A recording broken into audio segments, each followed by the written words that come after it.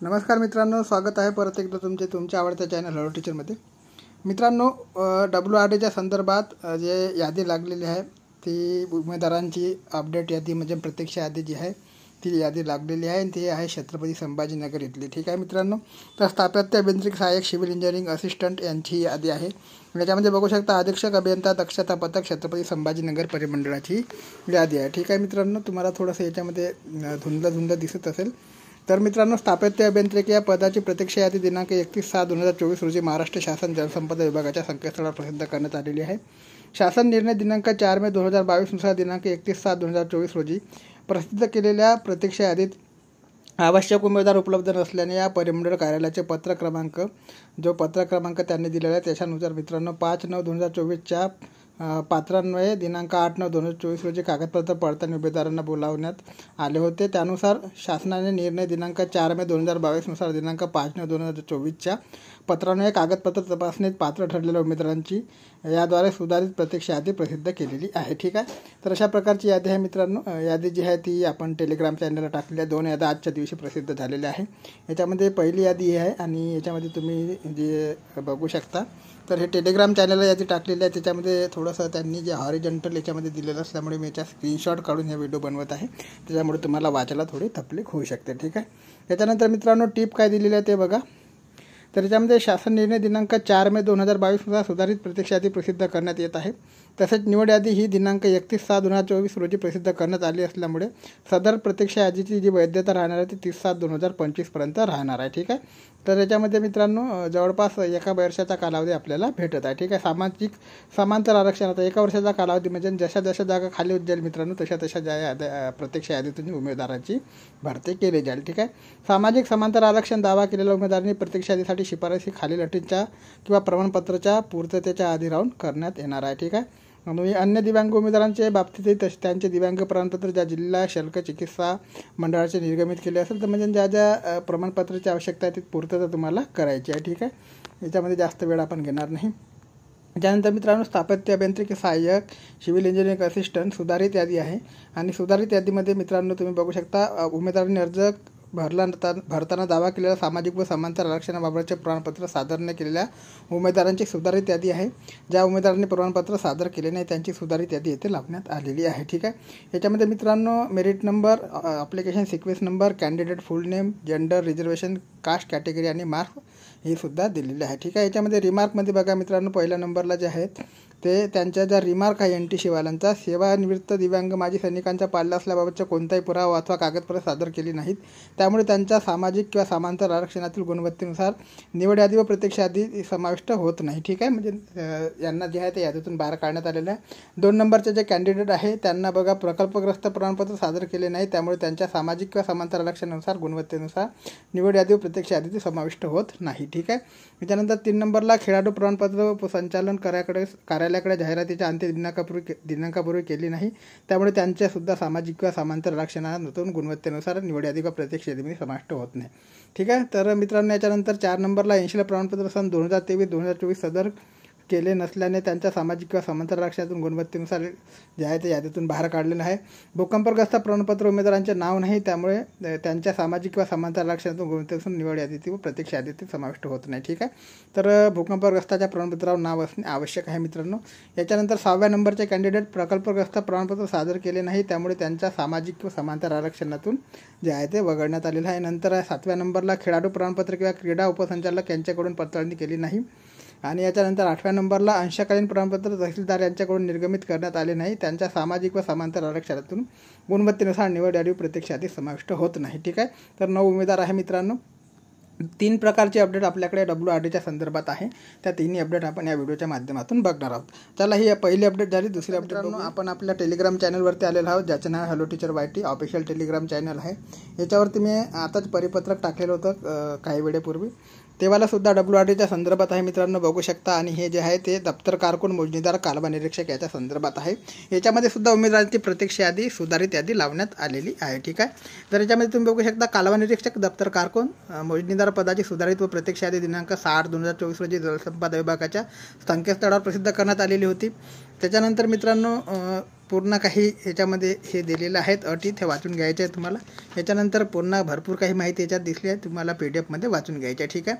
तर दाप्तर, कारकून, मोजणीदार आणि कालवा निरीक्षक यांच्याकरता बघू शकता तुम्ही सुधारित यादी आहेत. आणि याच्यामध्ये जवळपास जे कॅन्डिडेटचे नाव आहे तुम्हाला दिसत असेल, तर याच्यामध्ये जवळपास ज्या कॅन्डिडेटची लिस्ट लागलेली आहे सुधारित यादीमध्ये, तर भरपूर लोकांचे मेसेज येत होते, सर आणखी याद्या लागेल का? तर सगळ्या परिमंडळाच्या ज्या याद्या मित्रांनो येणार आहेत. आणि वेटिंग लिस्ट ज्या 1 वर्षापर्यंत क्लिअर होते. ठीक आहे. त्याच्यामुळे तुम्हाला चिंता करण्याची आवश्यकता नाही. 257 टोटल उमेदवारांची यादी याच्यामध्ये लागण्यात आलेली आहे. याच्यामध्ये शासन निर्णय दिनांक 4 मे 2022 नुसार प्रतीक्षा यादी प्रसिद्ध करण्यात येत आहे. तसेच मूळ सुधारित निवड यादी ही दिनांक 6/8/2024 रोजी प्रसिद्ध केली असल्यामुळे वरील प्रतीक्षा यादीची वैधता जी राहणार आहे ते 5/8/2025 पर्यंत राहणार आहे. म्हणजे जवळपास 1 वर्षाचा कालावधी तुम्हाला प्रत्यक्ष यादीवाल्यांना मिळणार आहे. ठीक आहे. म्हणजे क्लिअर होणार आहेत. सामाजिक समांतर आरक्षण दावा केलेल्या उमेदवारांनी प्रतीक्षा यादीसाठी शिफारस ही खालील अटींच्या प्रमाणपत्राच्या मान्यतेनुसार राहणार आहे.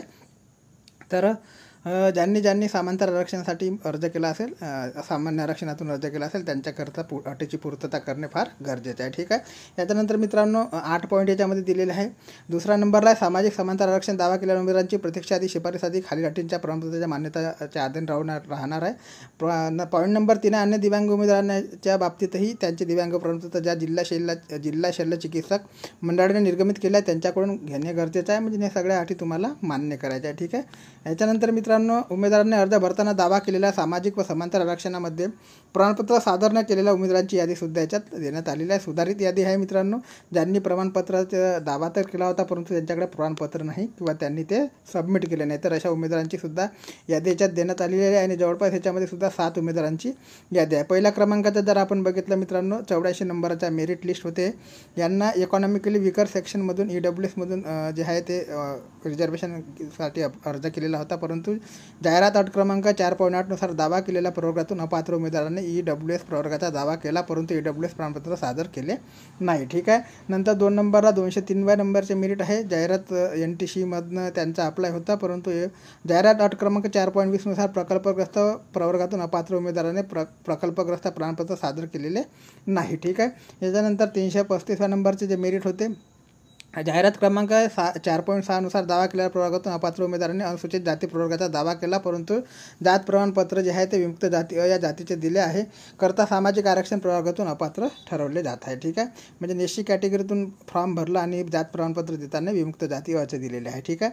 याच्यानंतर मित्रांनो पुढचे जे कॅन्डिडेट आहेत त्यांना जाहिरात अट क्रमांक 4.20 नुसार प्रकल्पग्रस्त प्रवर्गातून अपात्र उमेदवारांचे सादर केलेला प्रकल्पग्रस्त प्रमाणपत्र सक्षम प्राधिकारी यांच्याकडे नाही. ठीक आहे. त्यानंतर मित्रांनो पुढचं जे आहे त्यांची जे आहे ते ST मधनं रिझर्वेशन होतं, पण त्यांचा 4.19 नुसार अपात्र उमेदवाराचे माजी सैनिक असल्याचा दावा केला आहे, परंतु माजी सैनिक प्रमाणपत्र सादर केलेले नाही. ठीक आहे. 6व्या नंबरला जाहिरात अट क्रमांक 4.9 नुसार अपात्र उमेदवारांनी विविध कालावधीचे एन्शियल प्रमाणपत्र सादर केलेले नाही. नंतर 7व्या नंबरला मित्रांनो उमेदवारांनी दावा केलेला प्रवर्गातून अपात्र उमेदवारांनी पदवीधर अंशकालीन प्रवर्गाचा दावा केला, परंतु त्यांचे विविध नमुन्यातील प्रमाणपत्र सादर केलेले नाही. ठीक आहे. तर अशा प्रकारचे मित्रांनो ज्यांनी तुम्ही जे फॉर्म भरताना प्रमाणपत्र अपलोड केलेलं असेल ते प्रमाणपत्र देणे गरजेचे नाही, तर तुम्ही डिस्क्वालिफाय केले जाऊ शकता. ठीक आहे. ही एक दुसरी अपडेट झाली मित्रांनो. आणि 3ऱ्या क्रमांकाची सुद्धा एक अपडेट आहे आपल्याकडे, ती मी सुद्धा टाकलेली होती चॅनलला. तुम्ही चॅनलला बघितली असेल तर ठीक, नाही तर मी परत एकदा तुम्हाला ती वाचून दाखवतो. ठीक आहे. तर याच्यामध्ये मित्रांनो काही म्हणजे कालच्या तारखेला मी टाकलेली होती ती अपडेट, तर याच्यामध्ये बघू शकता थोडंसं हे सुद्धा तुम्हाला धुंदलं दिसणार आहे, कारण की तेवढा स्ट्रॉंग PDF नाही आहे ही.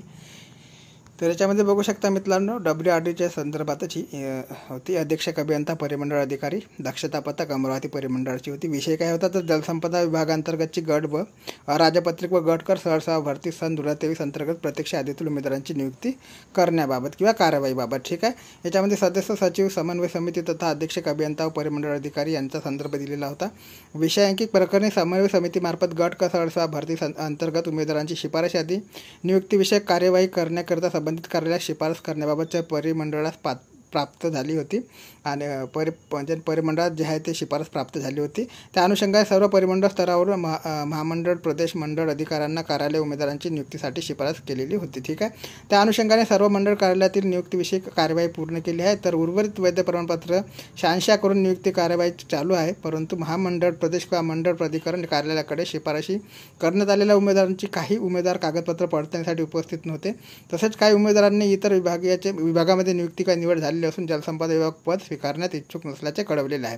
त्या अनुषंगाने आपले महामंडळ प्रदेश किंवा मंडळ प्राधिकरण अंतर्गत परिमंडळ स्तरावरील नियुक्तीसाठी शिफारस केलेल्या उमेदवारांपैकी जे उमेदवार मंडळ स्तरावर कागदपत्र पडताळणीसाठी उपस्थित नव्हते किंवा रुजू होण्यास इच्छुक नाही अशा स्वयं घोषणापत्र दिलेल्या उमेदवारावर कागदपत्रे व सेवेच्या आवश्यक अटी व शर्ती पूर्ण करीत नसल्याचे अपात्र उमेदवार केवळ अशा पदावर टप्पा 1 मध्ये प्रत्यक्ष यादीमधील उमेदवारांची नियुक्तीसाठी शिफारस करण्याबाबतची कार्यवाही आचारसंहिता लागण्यापूर्वी सुरू करावी. तरी सदर प्रकरणी आपल्या प्रदेश किंवा मंडळ कार्यालयाची समिती सोबतच्या विहित विवरणपत्र 1 व विवरणपत्र 2 मध्ये दिनांक 25/9/2024 पूर्वी विनंबित या परिमंडळ कार्यालयाची पाठवावी. म्हणजे विनाविलंब जे आहे ते परिमंडळाची कार्यालयास पाठवावे. ह्या आपल्या माहितीसाठी व तत्काळ कार्यासाठी जे आहे ते पाठवण्यात आलेलं आहे. ठीक आहे. याच्यामध्ये अधीक्षक अभियंता परिमंडळ अधिकारी दक्षता पथक अमरावती परिमंडळ जलसंपदा विभाग अमरावती. ठीक आहे. यांची साईन आहे.